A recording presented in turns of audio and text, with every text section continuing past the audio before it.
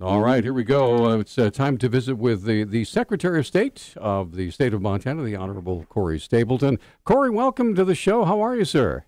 Good, good. How are you doing? Doing fantastic, sir. So I understand that you were at the big soiree yesterday, along with all the other official folks from Montana at that meeting talking about Medicaid spending. Did you? I was outside. I was just observing it because it's just down the hall, but I actually wasn't in the meeting. Oh, so. I see. Okay, all right. So as the Secretary of State, do you have anything to do with that business as far as the Medicaid spending, or is that all the legislators who are doing that? I really don't, other than just having been a former legislator and certainly being affected by what's going to happen with the budget indirectly. I don't have any role at all. So it's sort of like just like you as a citizen watching and with the additional understanding of the financial and the human impacts. One of the things that we're already getting questions about on our Facebook page is a story we did with you a while ago about voter fraud in Montana, and specifically some issues in Missoula. And Ted wanted to know if you were going to be able to show us evidence of the voter fraud that occurred here.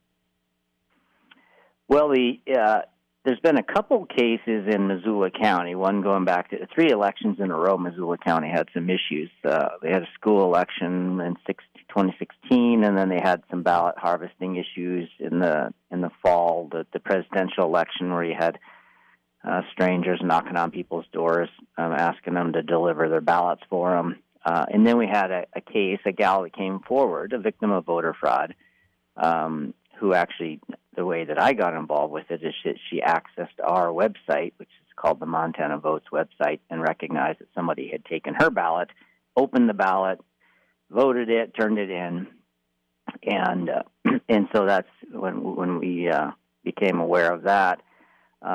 She ultimately was given another ballot to vote, which sort of ended the conversation. But in reality, the voter fraud is not a victimless crime, and so when you have people who come forward like there, and we've got a handful of other cases in the state, my bias is to believe the victim until they're proven unreliable. And in this case, it was clearly not her signature. Somebody had taken her mail ballot and voted it. So we do have a project that we're working on. I think the person's probably referring to what's been reported. There are 363 ballots that had signatures on them that did not match who the voter was. And that now, was is this statewide or just in Missoula County? That's statewide. Statewide, okay. Yep. So I'm in the position where when you single out a single county, then they get on the defensive and they may not want to work with you. We've got two other counties that we've handled differently than Missoula County because the county officials reacted differently. One of them in particular, they wanted our help, and so they're working with us, and so those don't become public. Another one of them has law enforcement involved, and so we don't want to step on those toes. But in the case of Missoula County, when everyone in unison sort of said, hey, nothing to see here, that caught my attention. Because when we have, when you have a victim that comes forward and they're silenced, it has a chilling effect on the ability to, in the future, deal with the legitimate cases, not a lot of them, but the legitimate cases of voter misconduct, where either somebody votes somebody else's ballot, somebody signs somebody else's ballot, somebody votes twice in the same election, or somebody opens somebody else's mail. And all of those are against the law. Now, let me ask you something, Corey. Is there a difference in your mind between voter misconduct and voter fraud? Is one just not being nice and the other a crime, or are they all a crime? Well, there is a big difference. And Montana is not a state that prosecutes and convicts voter fraud. None. Zero. That doesn't mean it doesn't exist. It just means we have a system where fraud has such a high bar, you have to actually prove intent. So to answer your question, somebody can vote somebody else's ballot, and you don't have to prove their intent to know that was illegal. Opening somebody else's mail, you don't have to prove that their intent. If they did it, it's actually against federal law. So if you for people who are voting and signing and mailing in somebody else's ballots, there's several things going on there. So the real question is, it's not a major infraction. It's not on the same level of a real dangerous crime, but it is a law that's on the books, and so maybe what the legislature needs to do after we work through these 363 ballots that have mismatched or illegal signatures is to either take those laws off the books or decide somehow to enforce them at some lesser degree than fraud. Now, I'm assuming these are misdemeanors and not felonies. Is that correct? Unless it's a federal crime. Yeah. Right. Yeah. Okay. All right. Well, we're up against our first break, Corey, so hang on the phone. We have 3 lines open if you want to visit with Corey Stapleton, our Secretary of State. He's calling us from his office in Helena. Lines are open right now, 721-1290 or 1-800-568-5309. Maybe you've experienced something in the past, something funny with your ballot, especially the mail-in ballots. Give us a call, and we'd love to hear from you. We'll be right back. Thanks for joining us on Talkback. 721-1290 is the number. Corey Stapleton, Secretary of State, joining us on the phone from his office in Helena. And we also have callers on the line. Let's get Willis up first. Hey, Willis, good morning. You're on with Corey Stapleton. Go ahead, sir. Yeah, I was just wondering, wouldn't mailing in a fraudulent ballot also be mail fraud, which is a federal offense? Yeah, it would be. The problem with fraud is you have to prove it. So that's kind of where always the difficulty is. But yeah, I think anytime you use the mail system, you can be caught on, for federal offense. Yeah, but you can always fall back on the argument, oh, it's just a mistake. I, put the wrong stamp on the wrong thing and da-da-da-da-da-da. I mean, how do you, again, it's really difficult to prove intent unless you catch somebody reaching in your mailbox and grabbing your ballot and then, and then putting it back in again with the wrong vote. That would be a difficult thing to prove.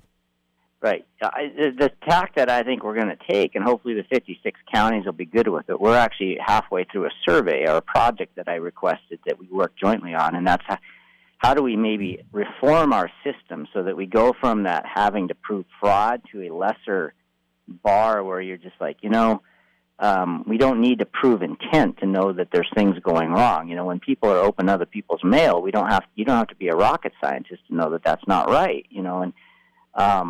And part of that's going to require the counties to be able to think about how we could do it differently. It may be, for example, that you are responsible for your own ballot, and if somebody else votes it, then you have to pay like a parking ticket, $25, or you can't vote in the next election. When you get a parking ticket, they don't ask who the driver was. They just said, whose car is this? And so, that would be one method of a lesser offense, which is, look, if we have a mismatched signature, if Joe Thompson signed your ballot and it got voted, then whoever's name's on the ballot, you pay a $25 fine. And then that might get people to take more responsibility, including the Postal Service, to be more serious about not leaving ballots in, large open areas, mailboxes that have 20 mailboxes in a row or something. There's a lot of things we could look at, but to do nothing is just going to keep getting us what we've been getting. Sure. All right, let's get back to the phone. And real quick. Go ahead. Yeah. I just feel like if I'm the victim of voter fraud, doesn't it add insult to injury if you charge me $25? Well, no, but then you have a recourse because you can't be.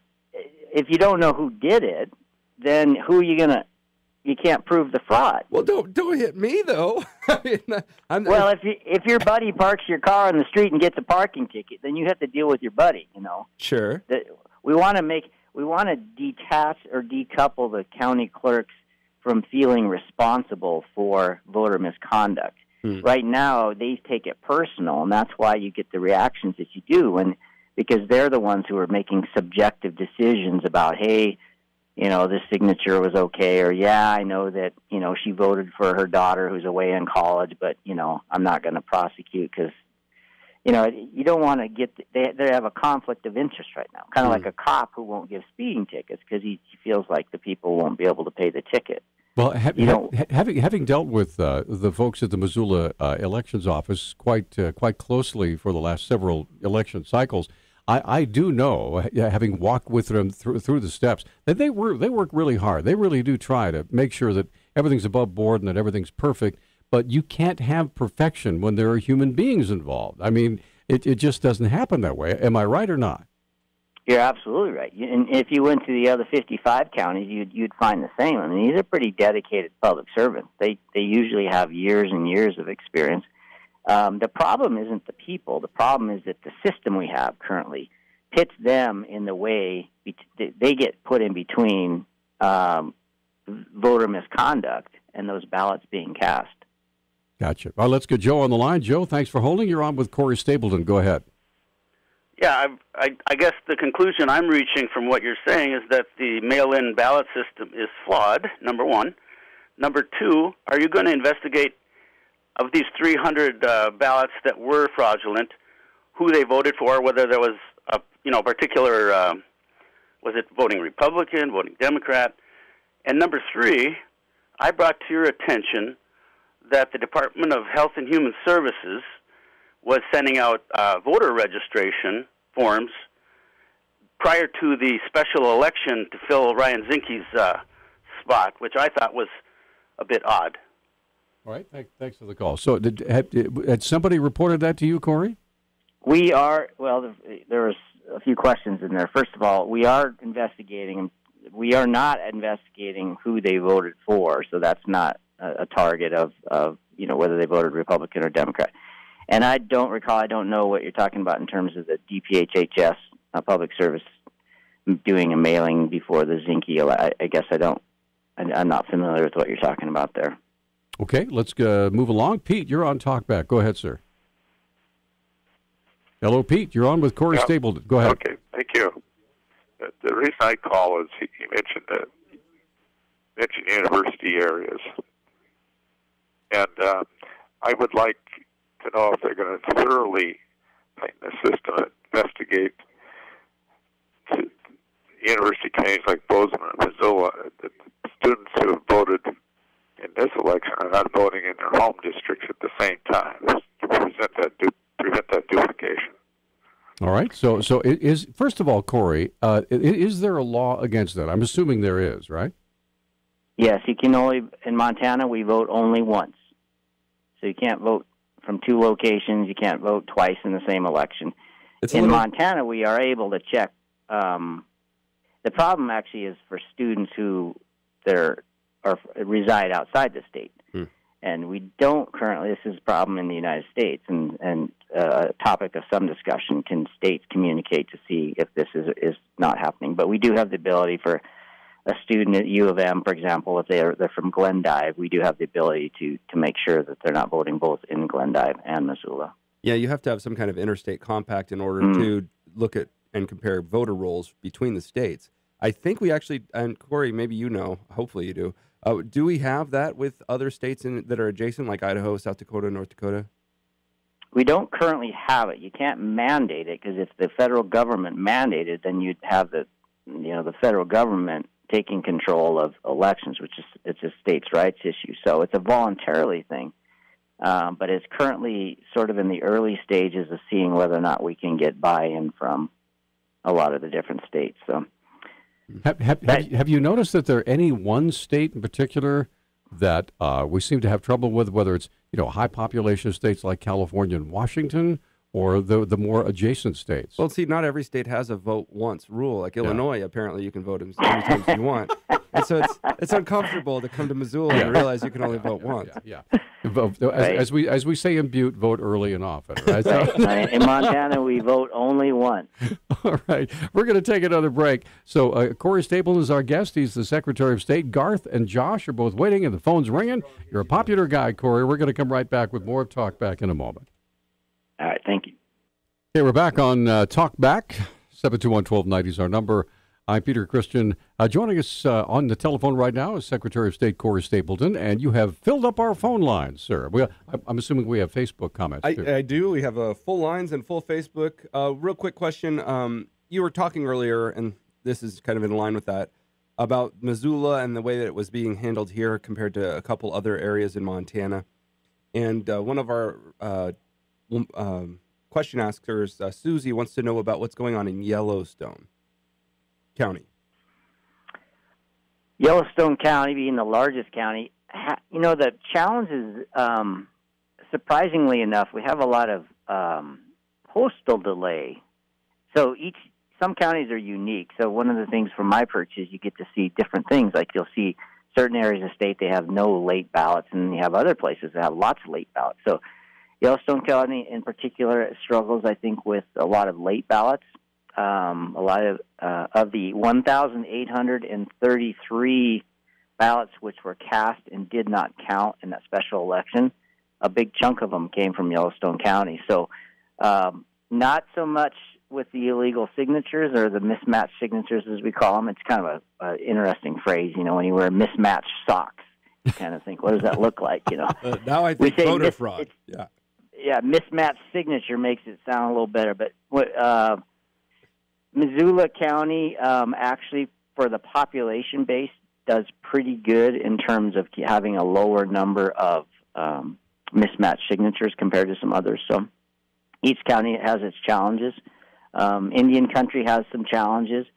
There were 9 counties that had no problems with their mail ballots, but they were all in eastern Montana. They were small counties. So small counties tend not to struggle. The larger counties, certainly the college towns, have a fair amount of with college students and they're moving around and stuff. I think it's a little more difficult. I wanted to ask you a question. In my conversations with Rebecca Connors here in Missoula, they're more and more fans of the mail-in ballot simply because of the cost of running an election in a mail-in ballot versus a traditional, polling place election, because you don't have to hire all these people and pay so much money. As a Secretary of State, do you have a preference? Do you think it would be better for all of our elections, that aren't just federal, to be mail-in? Would it be more convenient for you, or do you just personally prefer the polling place? I actually prefer the hybrid. I like having both. I personally am someone who travels a lot. I always was a business guy, and so the convenience of being able to mail in your ballot and be able to be gone is convenient to me. And I think about 70% of the population likes that. About 30% of the population likes to vote in person. They do in Indian Country. Oftentimes, culturally, they have their own reasons. But it also, I think the preference for that system puts the responsibility back on the voter, too. Think about what would have happened if we had forced everybody to mail their ballots in several days before the May 25th election, and then the Greg Gianforte event happened, and the whole state would have been able to say, look, we had the winning candidate committed a crime the day before the election, and none of us were allowed to take that into account. You suddenly diminish the importance of Election Day. And so you don't want the system, i.e. the election clerks or our office, to be responsible for having less informed voters. In the May 25th election, the best voters were the most informed voters were those who waited until Election Day. And you can't do mail ballots and get them in on time unless you mail them probably 4 or 5 days in advance. So I like keeping the responsibility of the choices to the voters and not assuming that risk. We would have had a crisis had we forced everybody to mail early on before the May 25th election. Gotcha. All right, go ahead, John. Let's go to the next Let's get Garth on the line. Garth, you're on Talk Back with Corey Stapleton. Go ahead, sir. Yeah, well, he hasn't heard this, but I think you have already. This is kind of funny. My wife was an election judge in this small rural voting district, and she was checking everybody out, and she checked hers and mine, and they had her on one side of Highway 200 East, and they had me on the other side of Highway 200 East. And we still lived in the same, we still do, lived in the same house 53 years, but they had her on one side and me on the other side of the highway. Well, that happens in politically charged families, Garth. What can I tell you? Is there a doghouse located on one side of the street? Yeah, we did have it. We had a great big old, what do you call it, a Great Pyrenees, about 125 pounds. But the other thing that was kind of funny was, of course, we both voted, of course, but we got it straightened out. But the other thing that was kind of funny, some very well-known ranchers, still politically correct around here and everything, is that they came in, they didn't have any ID. Well, Oops. you got to go home. Geez, a lot of them had to go home and get some ID of some kind. Don't you know who I am? You know, that sort of thing, right? Right. All right. Thanks for the call, Garth.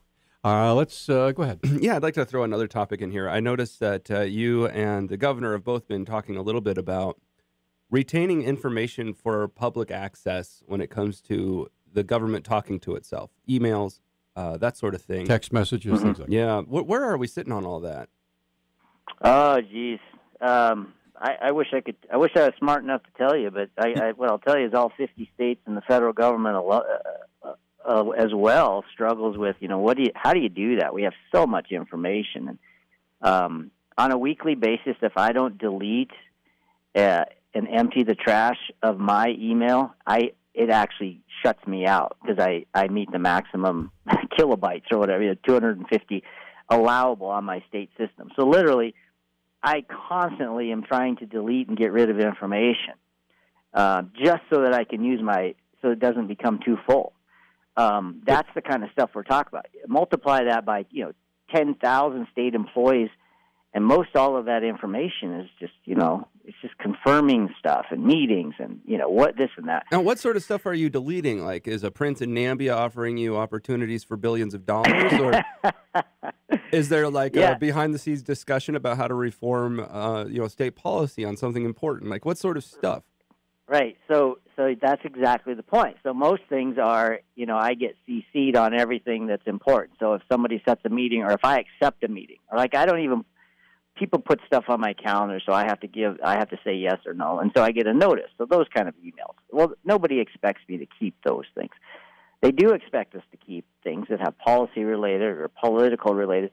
And what I've gone on to suggest is people like me in a position, certainly an elected official, but and maybe our executive staff, that all of what we do should be kept, in perpetuity or for how many ever years the legislature says, but that we don't need to keep it for rank and file state employees who aren't in a position, a supervisor position or a director position or a leadership position. Well, then what you have is whoever's in charge will have someone that's their chosen appointee, i.e. Dan Vila or something, and they're the ones that send all the messages that are really important for you. No, Vila would definitely be in that inner circle. And what I'm saying, executives, so me and my top, basically all appointed staff, which certainly what Dan Vila would be, but then even your directors and your supervisors. So we're talking probably, 30% of state government. Anybody who makes decisions, we should keep all of that.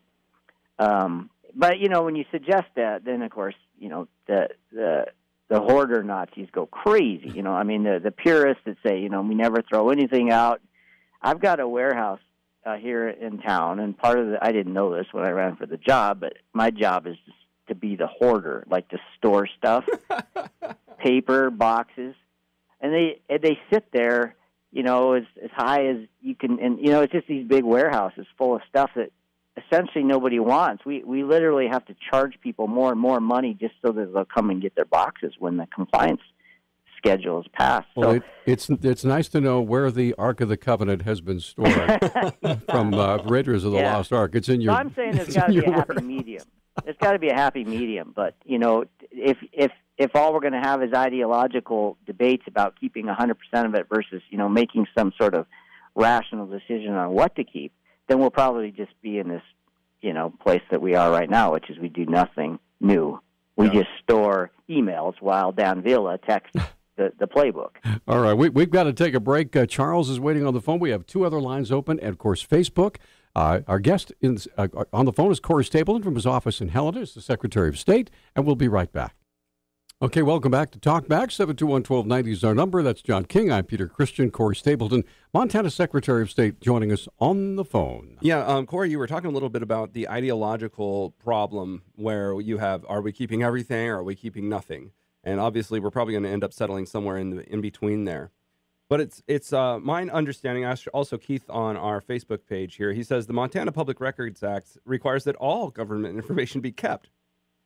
So are we kind of at a hard place where the law is dictating one thing and we're kind of trying to work with it? Well, you have to figure out what's the definition of all information. What is the definition of all, Peter? Well, I mean, that's what it is. And part of it is that we're evolving.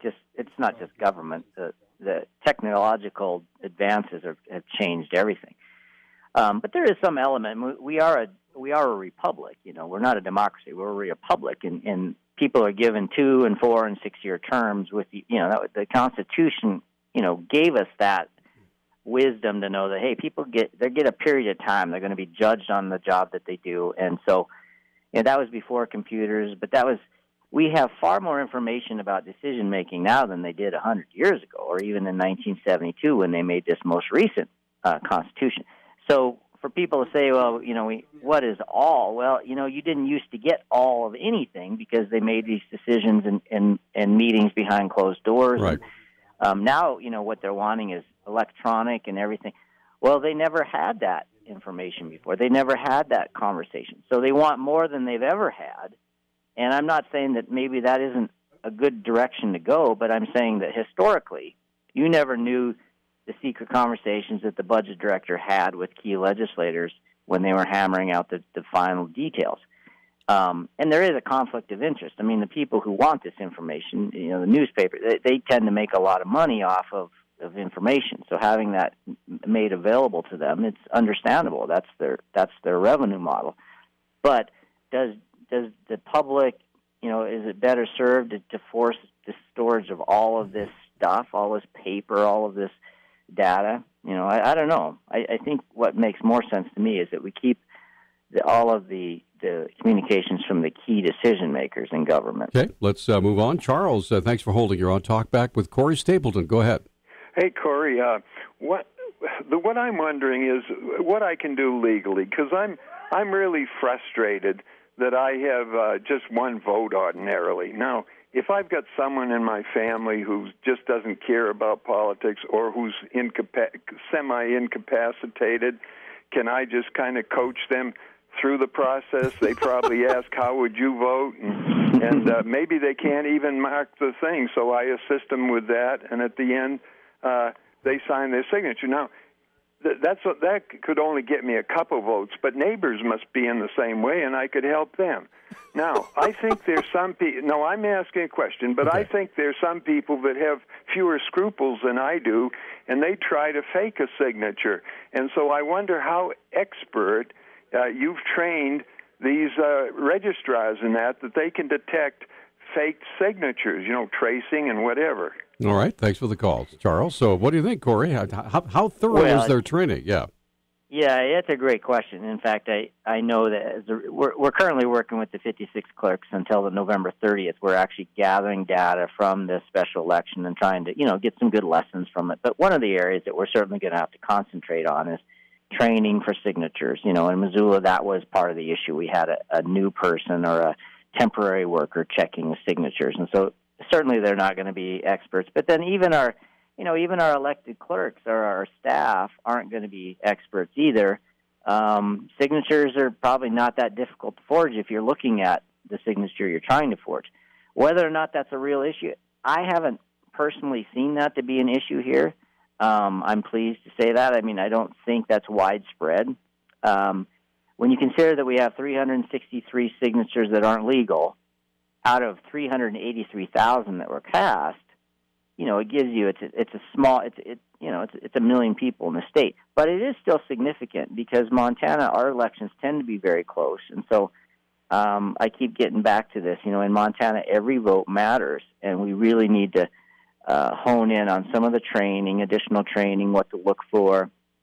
And then, when we do find mismatched signatures, don't just automatically say, oh, it was, anecdotally say, oh, it was just a mistake or whatever, but actually follow through and see what is going on here. Oh, you so say... when these go ahead. Well, I was just going to say, when these victims do come forward and say, hey, someone stole my ballot, they opened my mail and they voted, that wasn't me, we need to support them instead of saying, oh, we'll just give you another ballot. I was going to say, you say every vote matters, but every year I want to do the story about how many people vote for Santa Claus or Jesus, and we never get to see actually all the write-in votes. Yeah, maybe we could. It'd take a lot of extra work, but I'm It sure would probably encourage more of it, though. I'm sure. Yeah, you're right. We'll I'm probably sure get more right up. Santa would want to know. Anyway, we're going to come right back. We have Corey Stapleton on the line with us for another 15 minutes or so. Joe and Larry will be back, and we have one line open. It's 721-1290. This is Talkback.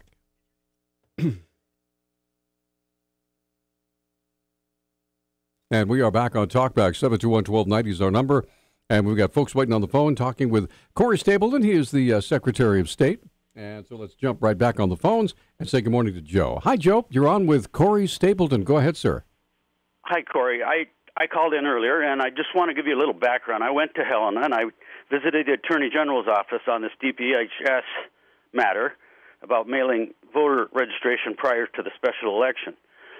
And they were not interested. But I did get to shake the Attorney General's hand later that day, and he told me that that wasn't his matter. But I did come to your office, and I spoke to another Corey who told me that that was not odd at all, and that was nothing wrong with that. And then I did... Real quick, Larry.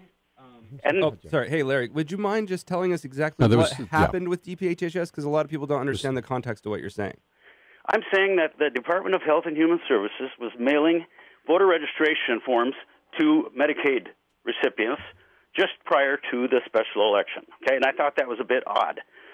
So anyway, I did meet you, and I shook your hand, and I brought it to your attention, and you said that you would look into it. Now, I'm not saying that, I'm not trying to blame you if you forgot that conversation, but if they did that, would that be inappropriate? And number two, would you call them to ask them about it? Yes, I would. I don't know that it's inappropriate or not inappropriate. We do. I mean, part of what we try to do is expand the number of people who vote. Just if it's a certain group, or the parties are allowed to do it. We have colleges where we try to get people registered to vote. So I don't know ethically if there's something wrong with a state agency targeting or well, I'm sure there's probably some limitations as long as it's not partisan in nature. Would that be the dividing line there, Corey? Yeah, I mean, if you spoke to the other Corey in the office, Corey, he's our classified election staff, and the answer he gave you would have been the accurate one because our guys are pretty sharp. So guys like me come and go. It's a 4-year term. You're in your first year. You may half of what you should in your first year if you're lucky. So. That's all right, Joe. Well, thanks for the call. Thank you. Hope you got your question answered. That means Larry's up next. Larry, good morning. You're on with Corey Stapleton. Go ahead, sir. Hey, good morning, Corey and gentlemen. Good morning. I have some great experience in this particular area, and I know for what fact that it's much easier to prevent voter fraud than it is to prosecute it or even find it. Yes. The situation I'm dealing with here has to do with the people being aware of what Missoula County is trying to do with them, not just to get them out to vote and register, but there is a committee called the Missoula County Elections Advisory Committee, and they meet monthly, and people are welcome from the county and the city to come and ask their questions, listen to what's going on. So I would like to make it aware that nobody's trying to hide anything, basically, and voter integrity is very important.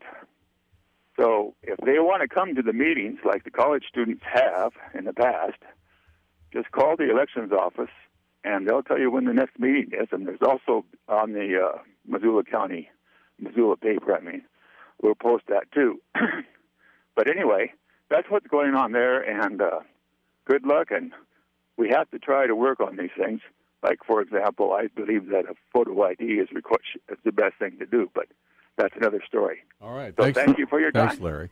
Thank you. I agree. It's interesting because I keep hearing different things when it comes to making sure that you're the right person when you show up at the polling place or whatever. Some people, like the motor voter thing, you get your driver's license and then you go automatically register to vote. Others say, well, that is limiting people, or somehow denying the privilege of voting to have all this, paperwork to prove who you really are. Well, Peter, you got to think of all the Montanans that don't have a driver's license. They walk to work over a footbridge to get to work every day. There's 2 to 3 of them in Missoula, I think. So let me ask you this. As the Secretary of State, Corey, what does it take for a person, what is required for a person to register to vote?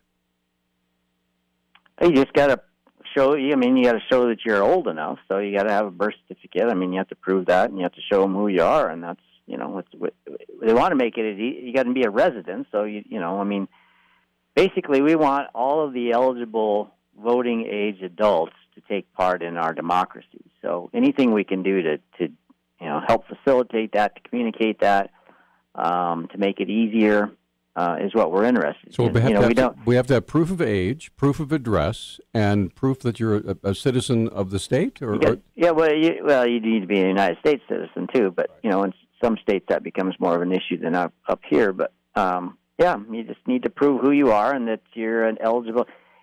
Back in the old days when there was a lot more personal responsibility, it was up to you to know the law. And now it seems like we have to hand feed everything. But people who are registering to vote are basically attesting that they know the laws and that they are allowed to vote. Okay, get your boxing gloves on here. We got this is a post from Greg, and he's going to throw some at you and get your response here. He says, Stapleton is doing a great job as a GOP statewide office holder. He's following in the footsteps of others. For instance, he's driven up the cost of government, redesigning a Secretary of State website that had no problems, forcing printers to use a special kind of colored paper for his office, and of course, all the time and money wasted to examine a few Missoula ballots. There you go. Oh, yeah, so if you could respond, do you feel like you're using the office efficiently, or do you take these with a grain of salt, or what? Yeah, I don't even know what he's talking about. Printers, and I have no idea what he's talking about. But well, what about the cost? What about the cost of examining the ballots in Missoula County? Some people say that it's a waste of time and money. Well, that's not coming from our office. We would examine them anyway. It costs me nothing to tweet. It costs me nothing to communicate that we have problems. We do our job, whether we find something or not. It costs the same amount of money, so there's no cost associated here. What about the redesigning of the website? When you want me to keep Linda McCullough's picture on her website? Seriously. She still does tweet. She still tweets as the Secretary of State, Linda McCullough. You should look it up. Does she really? Oh, that's fine. Yeah, she does. But no, you're right. You got me. We had to change out our website. All right, there you go, Greg. Right. So we're up. We have one final timeout. It's a 60-second break. We have all 3 lines open. If you want to visit with Corey Stapleton, you still have a few minutes left to do that, or get your question in on our Facebook page. 721-1290 is our number, and this is Talkback, and we'll be right back. Okay, we're back. 721-1290 is the number. 1-800-568-5309. We're privileged to have with us Corey Stapleton on the phone. He is the Secretary of State. All right, and John's probably incorrect imagination. Secretary of State has a pretty easy job most of the year and only has to get to work when it's election season. Correct me. What exactly do you do most of the time?